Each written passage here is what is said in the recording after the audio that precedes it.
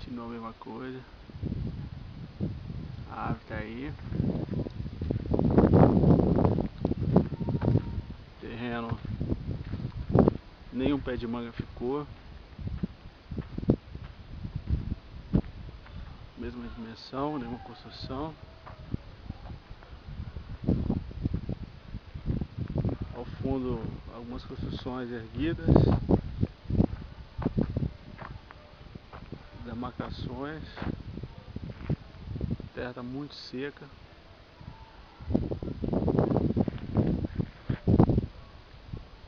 O terreno aqui em frente que havia sem nada hoje se encontra construído. Bastante construções. Vocês podem ver.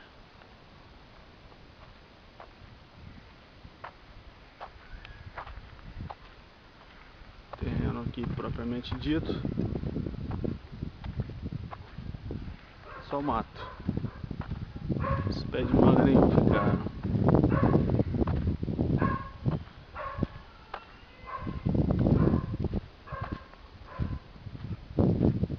Terreno de 700 metros quadrados aproximadamente.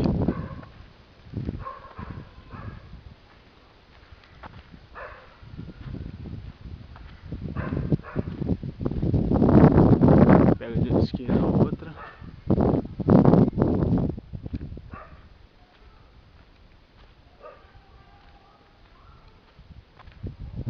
Final da rua, não sei onde é que vai parar. Essa aqui é outra rua lateral. Outra rua lateral.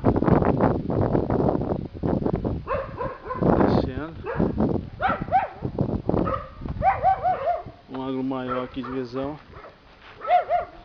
Dá pra pegar esse poste aqui até um pouco depois da árvore. Saber a medida correta. Algumas casas construídas aqui do lado.